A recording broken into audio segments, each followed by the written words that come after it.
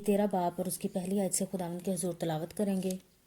उसी रोज़ यस्सु घर से निकलकर झील के किनारे जा बैठा और उसके पास ऐसी बड़ी भीड़ जमा हो गई कि वो कश्ती पर चढ़ बैठा और सारी भीड़ किनारे पर खड़ी रही।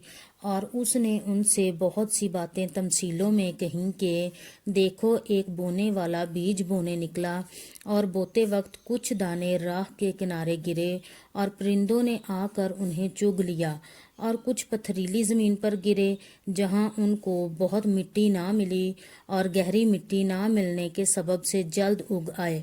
और जब सूरज निकला तो जल गए और जड़ ना होने के सबब से सूख गए। और कुछ झाड़ियों में गिरे और झाड़ियों ने बढ़कर उनको दबा लिया। और कुछ अच्छी ज़मीन में गिरे और फल लाए, कुछ 100 गुना, कुछ 60 गुना, कुछ 30 गुना। जिसके कान हो वो सुन ले। शागिर्दों ने पास आकर उससे कहा, तो उनसे तमसीलों में क्यों बातें करता है? उसने जवाब में उनसे कहा, इसलिए कि तुमको आसमान की बादशाही के भेदों की समझ दी गई है, मगर उनको नहीं दी गई। क्योंकि जिसके पास है उसे दिया जाएगा और उसके पास ज़्यादा हो जाएगा, और जिसके पास नहीं है उससे वो भी ले लिया जाएगा जो उसके पास है।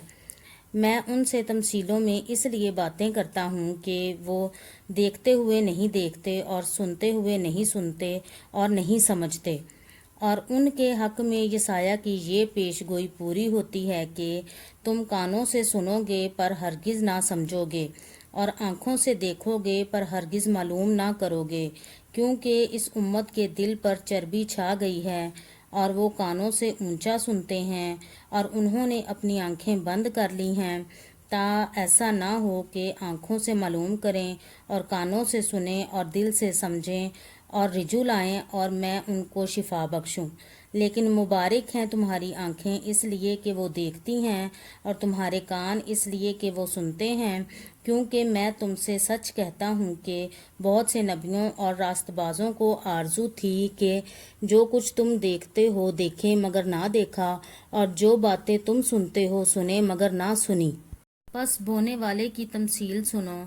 जब कोई बादशाही का कलाम सुनता है और समझता नहीं, तो जो उसके दिल में बोया गया था उसे वो शरीर आकर छीन ले जाता है।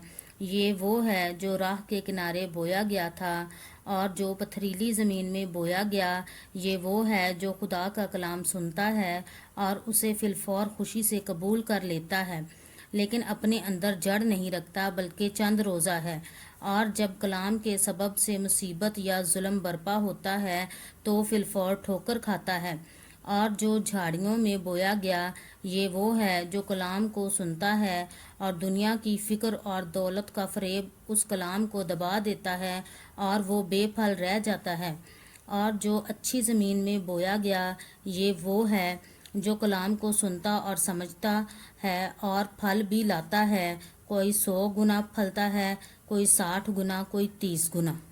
उसने एक और तमसील उनके सामने पेश करके कहा कि आसमान की बादशाही उस आदमी की मानद है जिसने अपने खेत में अच्छा बीज बोया, मगर लोगों के सोते में उसका दुश्मन आया और गेहूं में कड़वे दाने भी बो गया।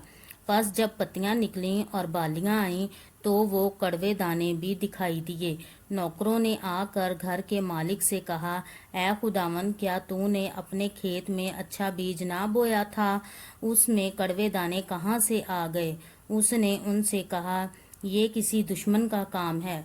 नौकरों ने उससे कहा, तो क्या तू चाहता है कि हम जाकर उनको जमा करें? उसने कहा, नहीं, ऐसा न हो कि कड़वे दाने जमा करने में तुम उनके साथ गेहूं भी उखाड़ लो। कटाई तक दोनों को इकट्ठा बढ़ने दो, और कटाई के वक्त मैं काटने वालों से कह दूंगा कि पहले कड़वे दाने जमा कर लो और जलाने के लिए उनके गट्ठे बांध लो, और गेहूं मेरे खत्ते में जमा कर दो। उसने एक और तमसील उनके सामने पेश करके कहा कि आसमान की बादशाही उस राई के दाने की मानद है जिसे किसी आदमी ने लेकर अपने खेत में बो दिया।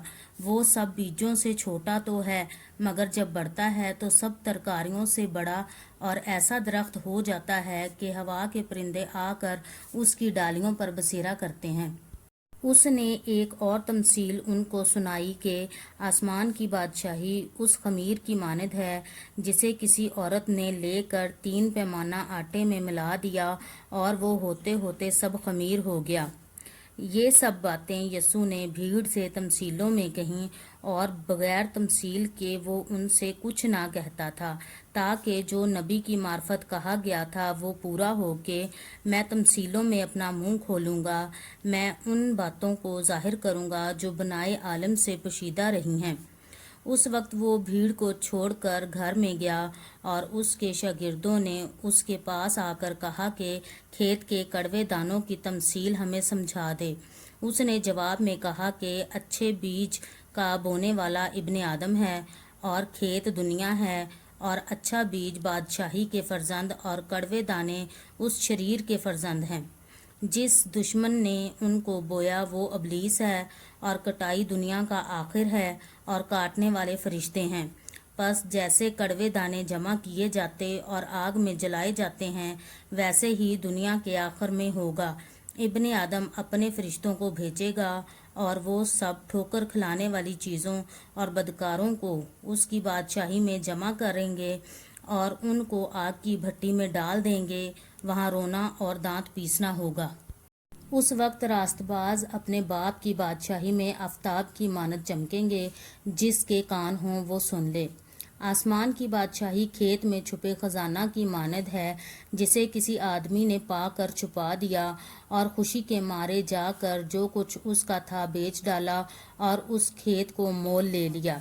پھر آسمان کی بادشاہی اس سوداگر کی مانند ہے جو عمدہ موتیوں کی تلاش میں تھا۔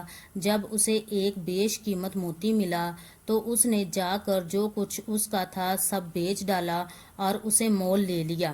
پھر آسمان کی بادشاہی اس بڑے جال کی مانند ہے جو دریا میں ڈالا گیا، اور اس نے ہر قسم کی مچھلیاں سمیٹ لیں، اور جب بھر گیا تو اسے کنارے پر کھینچ لائے اور بیٹھ کر اچھی اچھی تو برتنوں میں جمع کر لیں اور جو خراب تھیں پھینک دیں۔ دنیا کے آخر میں ایسا ہی ہوگا، فرشتے نکلیں گے اور شریروں کو راست بازوں سے جدا کریں گے اور ان کو آگ کی بھٹی میں ڈال دیں گے، وہاں رونا اور دانت پیسنا ہوگا۔ کیا تم یہ سب باتیں سمجھ گئے؟ انہوں نے اس سے کہا ہاں۔ اس نے ان سے کہا اس لیے ہر فقیر جو آسمان کی بادشاہی کا شاگرد بنا ہے اس گھر کے مالک کی مانند ہے جو اپنے خزانہ میں سے نئی اور پرانی چیزیں نکالتا ہے۔ جب یسوع یہ تمثیلیں ختم کر چکا تو ایسا ہوا کہ وہاں سے روانہ ہو گیا اور اپنے وطن میں آ کر ان کے عبادت خانہ میں ان کو ایسی تعلیم دینے لگا کہ وہ حیران ہو کر کہنے لگے کہ اس میں یہ حکمت اور معجزے کہاں سے آئے؟